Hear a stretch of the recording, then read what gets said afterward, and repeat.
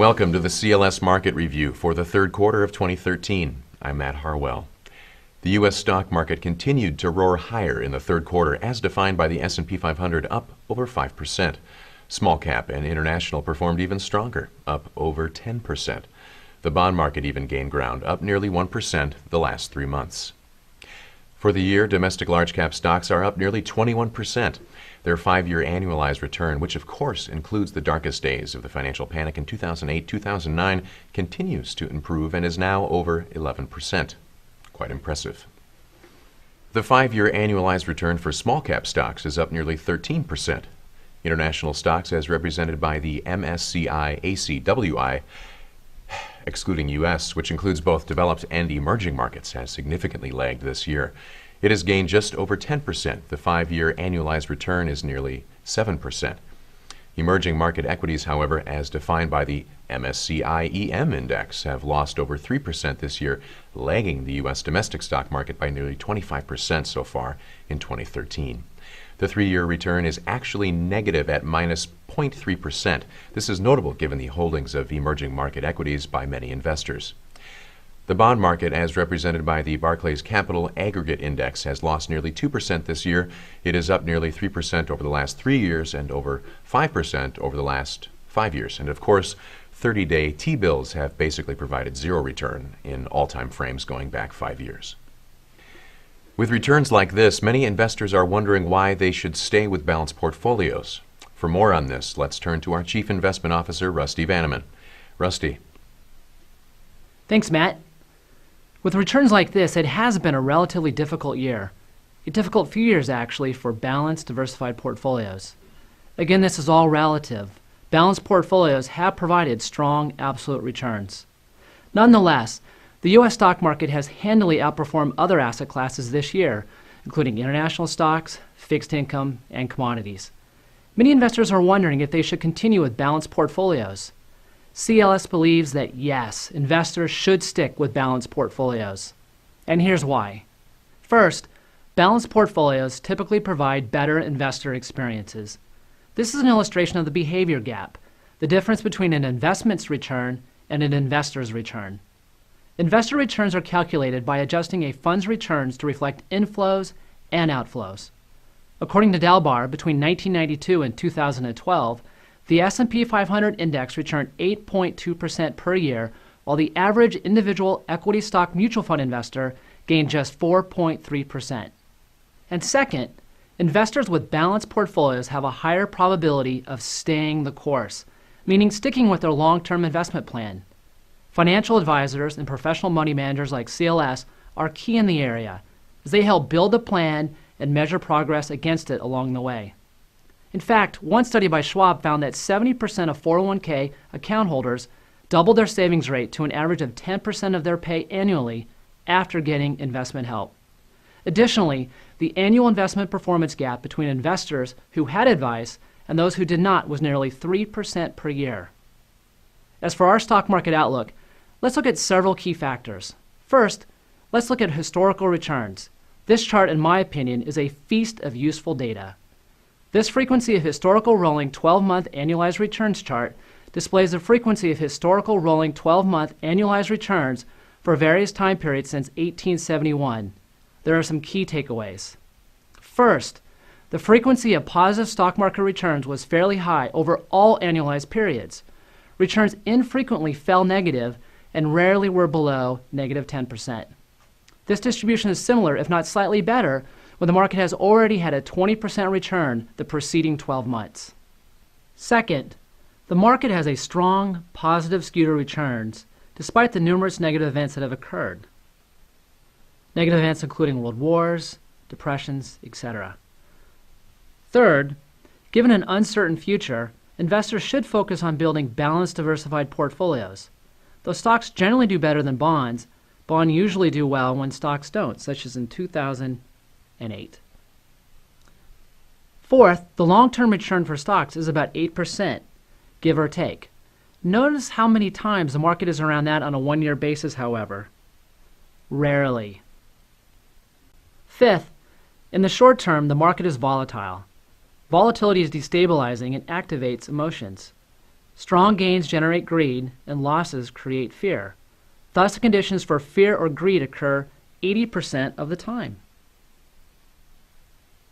This is why financial advisors and professional managers are so important. We help keep clients on track towards their financial goals. 6, longer term, the probability of a loss goes down, and the investor gains the advantage of thinking long term. In sum, investing is an exercise in probabilities, not certainties. Next, let's look at valuations. Currently, the U.S. stock market remains attractively priced. Currently, the U.S. market's earnings yield, which is earnings per share divided by price per share, is 5.8%.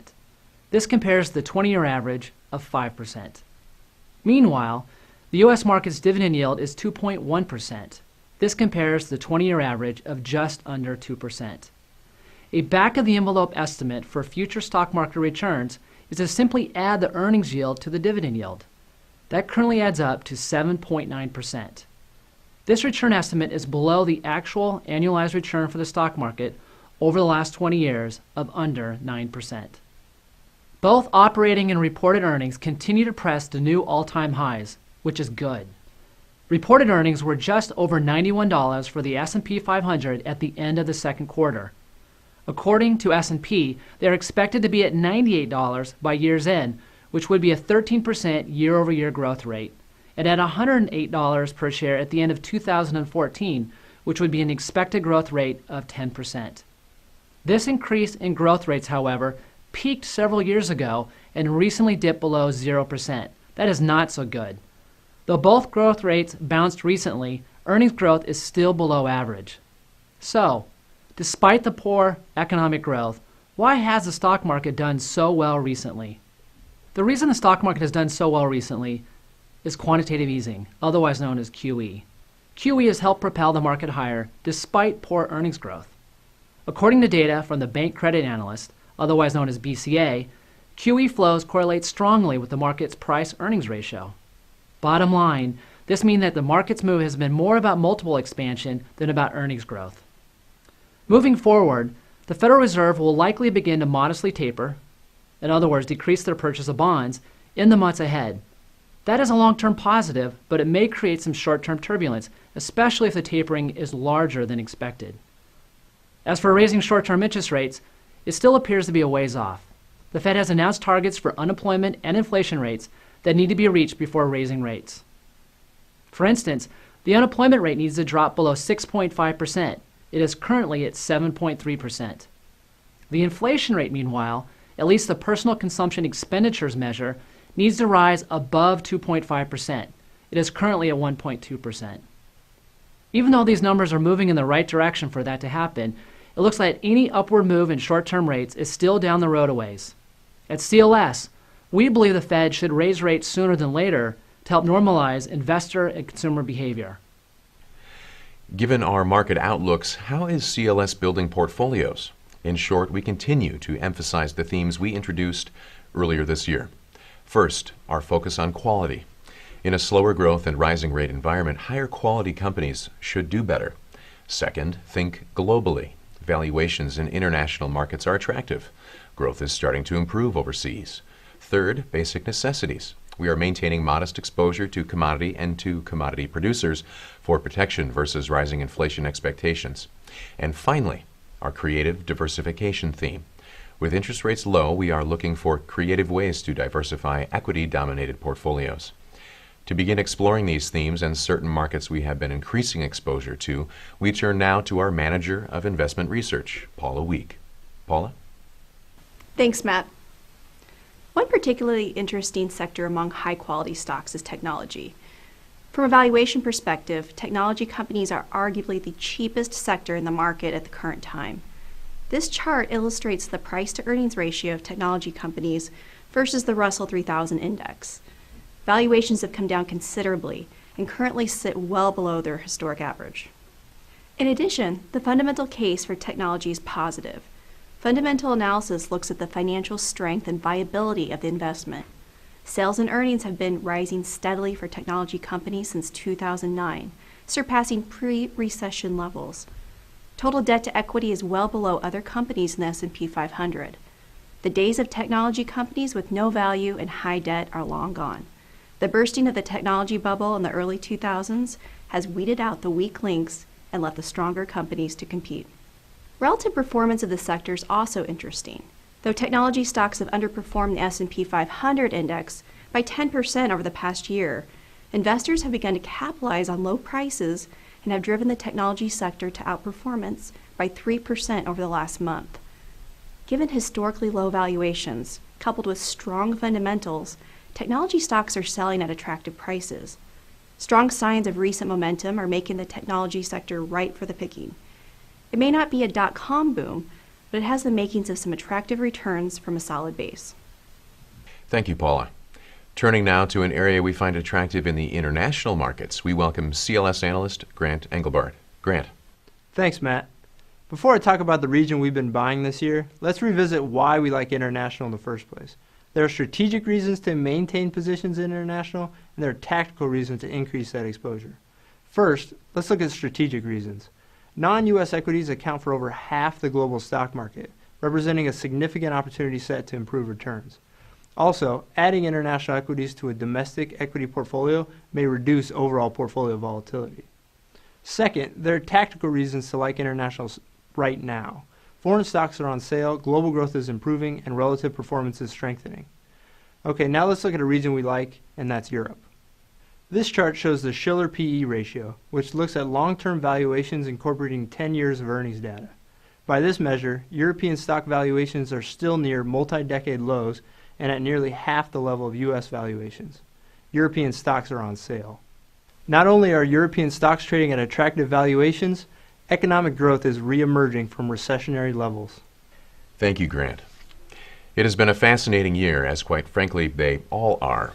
But Rusty, if you were told at the beginning of the year that earnings growth would remain low, you would probably not have guessed that the U.S. stock market would be up over 20%. Not many would have guessed that, Matt. And I also doubted if one was told that the stock market would be up over 20%, that they would have guessed that emerging markets would have been down on the year, or that small caps would be up nearly 30%. And if one was told that inflation expectations would plummet this past spring, not many would have taken the bet that Treasury yields would have had their sharpest spike in yields on a ratio basis ever. All told, it has been an interesting year. As we enter the fourth quarter, we expect more interesting times. The market has had a nice return, and the dealings in Washington are just adding to the kindling that another big move in the market to close out the year is possible in either direction. Regardless of what short-term volatility may be, though, investors staying the course with balanced portfolios will likely have good long-term investor experiences. And with that, we conclude our update for the third quarter of the year. Our next quarterly market review will be in January of 2014. Also, check back with us each Tuesday for our weekly market review, through which we'll give timely updates on the markets, and on the first Tuesday of every month for our monthly market review. Each month, Rusty will provide insight on our portfolio positioning and how we're specifically applying our investment themes. Our market review is available as a podcast subscription on iTunes and in video format right here at clsinvest.com. For all of us here, I'm your host, Matt Harwell. Thanks for watching, and thank you very much for your time and trust in CLS Investments.